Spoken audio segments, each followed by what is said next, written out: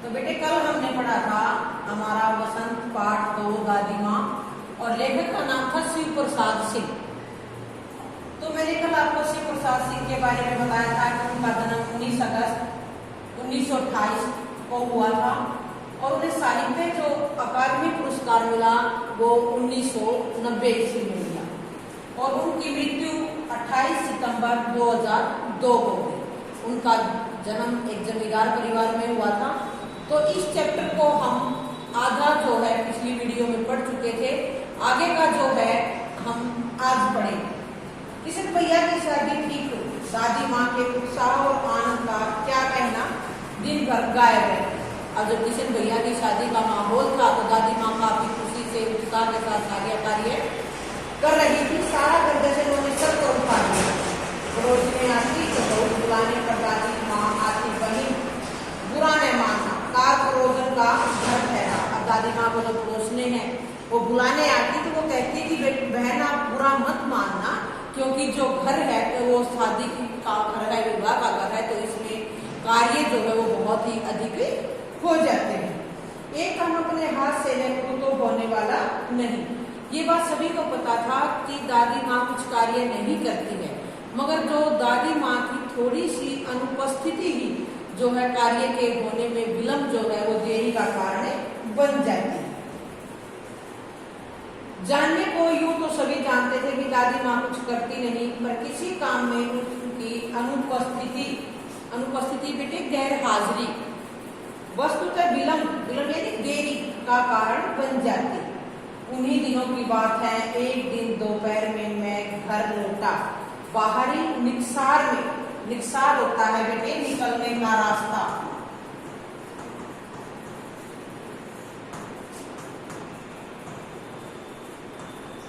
निकलने का रास्ता। दादी माँ किसी पर बिगड़ रही थी, यानी दादी माँ जो है मैं घर पहुंचा तो दादी माँ किसी पर क्रोधित थी। देखा पास के कोने में दूध की रामी की चाची खड़ी है। सोने होगा धनों रुपए में सूद के आज दे दे।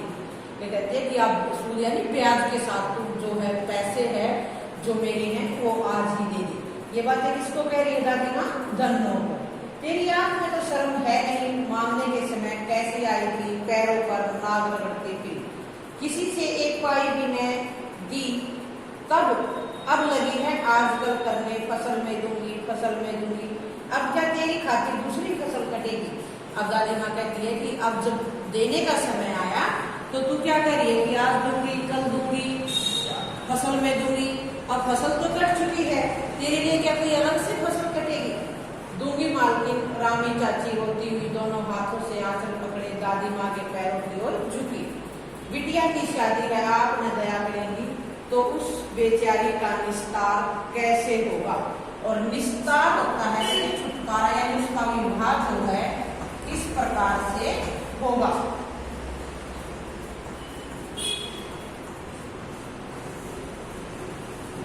अब दादी माँ को कहती है कि दादी माँ मैं आपके पैसे लौटा दूंगी, मगर आप जो है पैसे नहीं देंगे तो कौन देगा? अगर आपने नहीं दिए तो बेटी की शादी नहीं होगी, उससे छुटकारा नहीं होगा।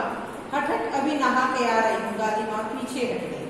जाने दो दादी, मैंने इस अप्रिय प्रसंग को हटाने की गरज से कहा। बेचारी गरीब है, दे देगी कभी, चला है समझाने। अब दादी माँ को लेकर कहता है दादी माँ बेचारी गरीब है, दे देगी कुछ समय बाद। मगर दादी माँ जो है लेकर को डांट देती है और वहां से चला जाता है। मैं चुपके से आंगन की ओर चला गया। कई दिन बीत गए, मैं इस प्रसंग को एकदम भूल सा गया, यानी इस बात को मैं बिल्कुल ही जो है भूल चुका था। एक दिन रास्ते में रामी की चाची मिली। फिर एक दिन कुछ समय के बाद मैं जा रहा था तो रास्ते में रामी की जो चाची थी वो मुझे मिलती है। वह दादी को पूतो फलो दूधो नाव का आशीर्वाद दे रही थी। मैंने पूछा क्या बात है धनो चाची?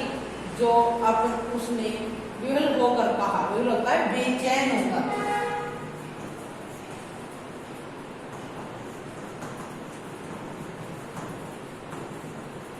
वो बेचैन होकर क्या कहती है? पूरी हो गया बेटा, यानी गजब हो गया, भला भगवान भला करे हमारी मालकिन का। कल ही आई थी। पीछे का सभी रुपया छोड़ दिया, ऊपर 10 रुपए का नोट देकर बोली, देखना धनो, जैसी तेरी बेटी वैसी मेरी, 10-5 के लिए हंसाई ने, वो देखता है बेटा देखता। अब वो कहती है कि उसने तो, दादी माँ ने तो बिल्कुल ही गजब कर दिया, उसने मुझे 10 का नोट और दे दिया और पिछले भी सारे मेरे सारे माफ कर दिए। और वो कहती है, दादी माँ ने उससे कहा कि 10-5 रुपए के लिए जग हंसाई नहीं होनी चाहिए। उस रोज तो बहुत डांट रही थी। मैंने पूछा, अब मैं कहता हूँ कि उस रोज तो दादी माँ जो है आपको बहुत डांट रही थी। मैं मन ही मन उस तरफ पर हंसना है, वह तो बड़े लोगों का काम है बाबू, रुपया देकर डांटे भी नहीं तो क्या लाभ। अब रामी की चाची कहती है कि वो तो बड़े लोगों का काम होता है डांटना। अब उसने मुझे पैसे दिए और पैसे देकर अगर वो मुझे डांटे भी नहीं थी तो जो है उसका कोई भी फायदा नहीं है, कोई भी लाभ नहीं है। मैं मन ही मन इस तरफ पर हंसता हुआ आगे बढ़ गया। अब लेकर इस बारे में सोचता हुआ जो है वो आगे चला जाता है। किशन के विवाह के दिनों की बात है। विवाह के 4-5 रोज पहले से ही औरतें रात रात भर गीत गाती हैं। विवाह की रात को अभिनय भी होता है। अभिनय होता है बेटे नाटक। अभिनय का अर्थ क्या होता है? नाटक।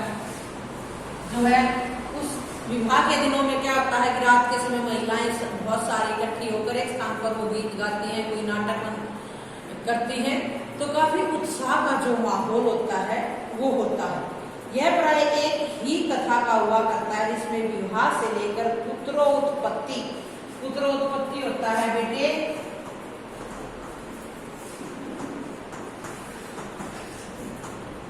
बेटे के पैदा होने का, बेटा पैदा होने तक का, विवाह से लेकर बेटा पैदा होने तक का जो सारा है, का सारा जो दृश्य है उसके अंदर दिखाया जाता है। विवाह शुरू से लेकर विदाई और उसके बाद पुत्रोत्पत्ति तक का सारा दृश्य उस नाटक के अंदर दिखाया जाता है। सभी पार्ट में औरतें ही करती हैं, यानी सभी के सभी जो भाग है वो महिलाएं ही अदा करती हैं। मैं बीमार होने के कारण बारात में नहीं जा सका। अब लेकर कहता है कि मैं बीमार था इसलिए मैं अपने किशन भैया जो थे मेरे, उनकी शादी में मैं नहीं जा सका।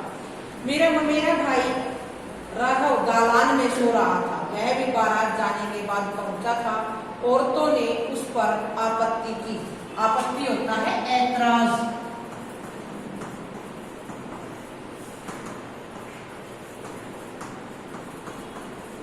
अब साथ में उसके जो मामा का बेटा है राघव, वो भी जो है बारात पहुंचने के बाद पहुंचा था, इसीलिए वो भी जो है दालान में ही सो रहा था। दादी माँ बिगड़ी, लड़के से क्या पर्दा, लड़के और ब्रह्मा का एक सामान होता है।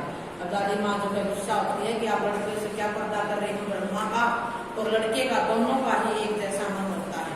मुझे भी पास की ही चारपाई और चादर उठाकर दादी माँ ने चुपके से सुला दिया। अब जहाँ पर महिलाएं जो है अभिनय कर रही थी, नाटक कर रही थी, या वो संगीत का जो उनका उत्सव था, वो प्रोग्राम था, वो वहीं पर था, और दादी माँ जो है लेखक को वहीं उनके पास में क्या करती है, वो लेटा देती है। बड़ी हंसी आ रही थी, सोचा कहीं जोर से हंस दूं, वेद खुल जाए तो बाहर निकाल के आ जाऊंगा। अब लेखक कहता है कि जो महिलाएं वहां पर बातें कह रही थी उनसे मुझे काफी हंसी आ रही थी, मगर मन के अंदर क्या था, एक डर भी था कि कहीं अगर मैं जोर से हंसा तो निकाल कर बाहर कर दिया जाऊंगा। पर भाभी की बात पर हंसी न रुक सकी और भंडाफोड़ हो गया। अब जो उसकी भाभी ने कुछ ऐसी बात कही जिससे लेखक जो है वो अपनी हंसी को नहीं रोक पाया, उसका भेद वहां पर खुल गया।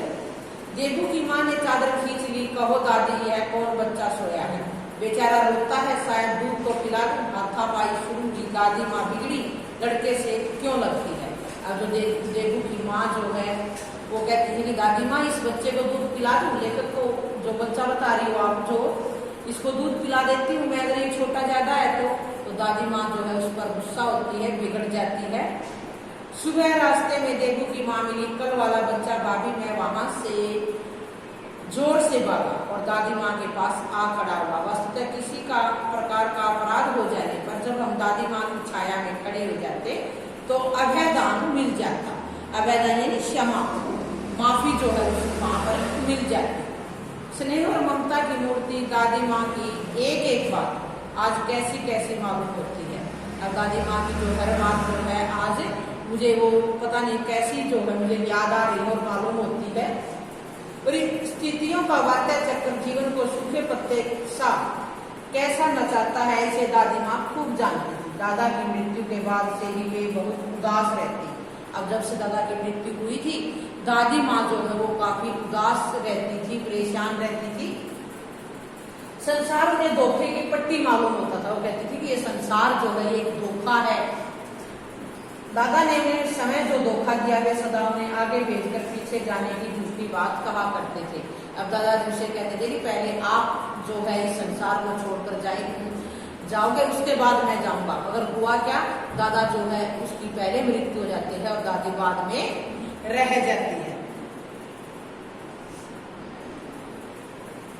दादा की मृत्यु के बाद कुकुरमुत्ते की तरह बढ़ने वाला मुंह में राम बगल में छुरी वाले दोस्तों की शुभ चिंता ने स्थिति को और डामाडोल कर दिया। अब दादा की मृत्यु के बाद जो स्थिति थी घर की वो क्या हुई, वो बिगड़ गई। आर्थिक जो है स्थिति डामाडोल जो है घर की वो हो गई। दादा के श्राद्ध में, श्राद्ध होता बेटे आदमी की मृत्यु के बाद जो 13वीं को उसका जो फंक्शन वगैरह जो करते हैं उसको दादी माँ के मना करने पर पिताजी ने जो अतुल्य संपत्ति वह की वह घर की तो थी नहीं। अब दादा की मृत्यु के बाद पिताजी ने उनके श्राद्ध पर काफी पैसा खर्च कर दिया था। वो उनके घर का नहीं था, उन्होंने किसी से कर्ज लेकर जो है वो पैसा वहां पर के श्राद्ध पर खर्च किया था। हालांकि दादी माँ ने उसके लिए मना किया था। दादी माँ अक्सर उदास रहा करती। माँ के दिन थे, कड़ाके का जाड़ा पड़ रहा था, पछुआ का सन्नाटा। पछुआ यानी जो पश्चिम की तरफ से हवा आती है वो काफी तेज चलती है सर्दी के महीने में और काफी ठंडी होती है और पाले की सीट हड्डियों में घुसी पड़ती। शाम को मैंने देखा दादी माँ गीली धोती पहने कोने वाले घर में एक संदूक पर दिया जलाए हाथ जोड़े बैठी है। उनकी सन्ने कातर आंखों में मैंने आंसू कभी नहीं देखे। मैं बहुत देर तक मन मारे उनके पास बैठा रहा। उन्होंने आंखें खोली। दादी माँ, मैंने धीरे से कहा। अब वो कहता है कि मैंने देखा कि दादी माँ जो है एक कमरे में जो है गीली धोती शरीर पर लपेटे हुए जो है वो काफी उदास मन से हाथ जोड़े हुए बैठी थी। जब उन्होंने आंखें खोली तो मैंने उन्हें कहा कि दादी माँ क्या है रे, यहाँ क्यों बैठा है? दादी माँ, एक बात पूछूं, बताओगी ना? मैंने उसकी स्नेहपूर्ण आंखों की ओर देखा। अब लेखक उनसे कहता है कि अगर मैं आपसे एक बात पूछूं तो क्या आप मुझे बताएंगे? क्या कुछ तुम रोती थी? दादी माँ मुस्कुराई। पागल, तूने अभी तक खाना नहीं खाया है, चल चल धोती तो बदल दो दादी माँ, मैंने कहा। अब लेखक की बात का जो है दादी माँ जो है उसकी बात को टाल जाती है और उससे कहती है कि तूने खाना नहीं खाया है, चल मैं तुझे खाना खिलाती हूँ। तो लेखक कहता है कि माँ, दादी माँ, आप ये जो गीली धोती पहने हुए हो इसको तो बस चेंज कर लो, इसको तो बदल लो। मुझे सर्दी गर्मी नहीं लगती बेटा। वे मुझे खींचती रसोई में ले गई। सुबह मैंने देखा चारपाई पर बैठे पिताजी और किशन भैया मन मारे कुछ सोच रहे हैं। दूसरा चारा ही क्या है? बाबू बोले, रुपया कोई देता नहीं, कितने के तो अभी पिछले भी बाकी हैं। वे रोने से हो गए। तो लेखक कहता है मैंने सुबह देखा कि पिताजी जो है वो बातें कर रहे थे और किशन भैया कि कुछ व्यक्तियों के जिनसे हमने पिछले पैसे उधार लिए थे वो भी नहीं दिए हैं। अब कोई पैसे देता नहीं है तो जो है वो काफी उनकी रुआसी सी जो शक्ल थी वो बनी हुई थी। रोता क्यों है रे? दादी माँ ने उनका माथा सहलाते हुए कहा। मैं तो अभी हूँ कि उन्होंने संदूक खोलकर एक चमकती सी चीज निकाली। तेरे दादा ने यह कंगन मुझे इसी दिन के लिए पहनाया था। अब वो कंगन निकालती है अपने बक्से से और उसे किसे दे देती है? पिताजी को। लेखक के पिताजी को वो उसे दे देती है कि तेरे दादाजी ने मुझे ये कंगन इसी दिन के लिए पहनाया था। उनका गला भर आया। मैंने इसे पहना नहीं, इसे सहेज कर यानी संभाल कर रखती आई हूँ। यह उनके वंश की निशानी है, उन्होंने आंसू पोंछकर कहा। पुराने लोग आगा पीछा सारा सोच लेते थे बेटा। अब वो कहती है कि दादाजी ने मुझे इसी मुसीबत के समय के लिए कंगन पहनाया था। जो पुराने व्यक्ति हमारे जो पूर्वज हैं वो आगे और पीछे की सारी सोच लेते थे। इसका मतलब क्या बेटे कि वो अपना कुछ धन जो है वो बचा कर लाते थे ताकि अगर कहीं पर हमें मुसीबत पड़े तो जो हम उसको खर्च करके अपना काम चला सके। सचमुच मुझे दादी माँ शाप भ्रष्ट देवी से लगी धुंधली छाया विलीन हो गई।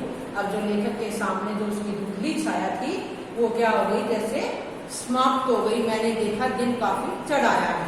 अब लेखक क्या देखता है कि जो पत्र पढ़ता पढ़ता पहले वो सारी बातें सोच रहा था, मगर धीरे धीरे उसकी आंखों से धुंधली जो छाया थी उसकी दादी माँ की वो समाप्त हो गई और उसने देखा कि दिन काफी जो है वो चढ़ गया है। पास के लंबे खजूर के पेड़ से उड़कर एक कौवा अपनी खिलौनी काली पंखें फैलाकर मेरी खिड़की पर बैठ गया है। हाथ में अब भी किशन भैया का पत्र कांप रहा है। काली चिट्ठियों सी कतारें धूमिल हो रही हैं। आंखों पर विश्वास नहीं होता। मन बार बार अपने से ही पूछ बैठता, क्या सचमुच दादी माँ नहीं रही। अब जो है हाथ में किशन भैया का पत्र जो है लेकर अब भी लेखक बार बार यही सोच रहा है मन में, क्या वाक्य में ही दादी माँ नहीं रही, क्या उनकी वाक्य में ही मृत्यु हो गई। तो ये सारी बातें लेखक अब भी जो है वो सोच रहा था। तो ये लेसन बेटे हमारा यही समाप्त होता है।